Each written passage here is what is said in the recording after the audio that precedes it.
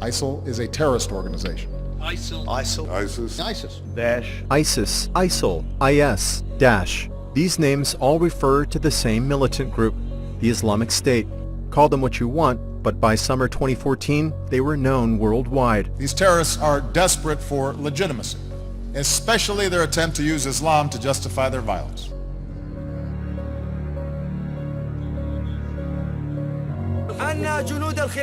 They defy the stereotype of scattered terrorists hiding in caves. Parts of ISIS are organized like a light army, others as sophisticated terrorist cells.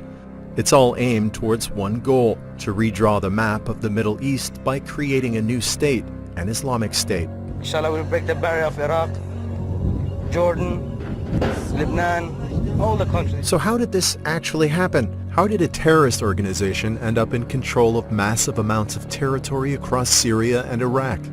This is the story of ISIS, how they built a 21st century terrorist organization, made it self-financing, and how they are now evolving under a new set of challenges.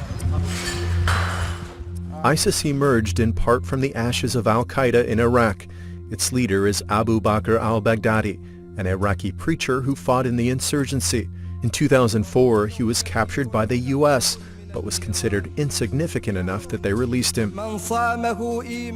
Baghdadi led his group to Syria, where they established a stronghold. Amid the chaos of the civil war, ISIS soon became the most powerful terrorist faction. The Syrian city of Raqqa became the group's capital by mid-2013. There they instituted real governance, establishing Sharia courts, taking over administrative buildings, even putting up street signs. To support this growing infrastructure, they focus on finances, taking control of oil resources and becoming systematic kidnappers. They have secured multi-million-dollar ransoms from many Western countries. You want me to talk nice? On the battleground, they're more professionalized than most of their competitors. ISIS's ranks include many officers as well as soldiers from Saddam Hussein's army who draw on decades of military experience.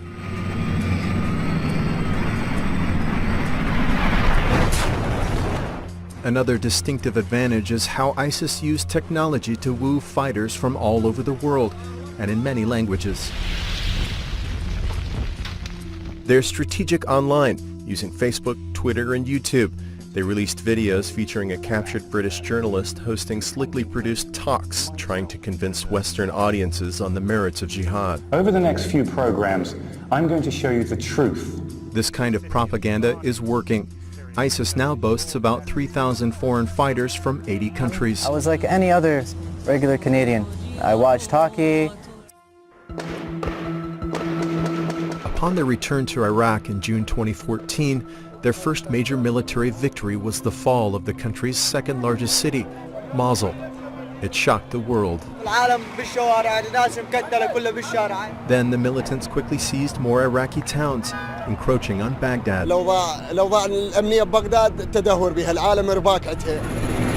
A second high-profile moment was the forcible expulsion of the Yazidis, a religious minority in Iraq.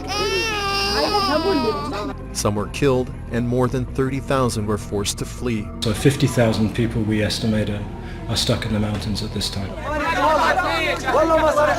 Another key to their expansion is sheer brutality. There are the mass executions and unmarked graves of mostly fellow Muslims. Many reports of rape and of women being sold also continue to surface. ISIS's brutal tactics, with regular beheadings and the killings of civilians, were even criticized by Al-Qaeda's leadership, which formally severed ties in February 2014. But since August 2014, resistance to ISIS grew. First, they were dealt a significant blow online. Social media sites, now more adept at spotting ISIS's videos, take them down almost immediately. Second, on the military front, an international airstrike campaign has slowed the group's advance. America will lead a broad coalition to roll back this terrorist threat. President Obama deployed more non-combat troops to Iraq in early November. And in Syria, where the headquarters remain, airstrikes have destroyed many oil refineries. Now, instead of storming into towns with a show of bravado, ISIS fighters move in small groups and rely on sleeper cells. Finally, a turning point came from some local tribes, villagers, and Iraqi troops who are banding together to push the group back. ISIS's momentum has stalled significantly since last summer, but they remain in control of large swaths of territory. They've kept the world's attention largely through a steady stream of increasingly shocking videos, as well as inspiring violence worldwide. But now, under so much continued pressure, the question is, how will ISIS continue to evolve?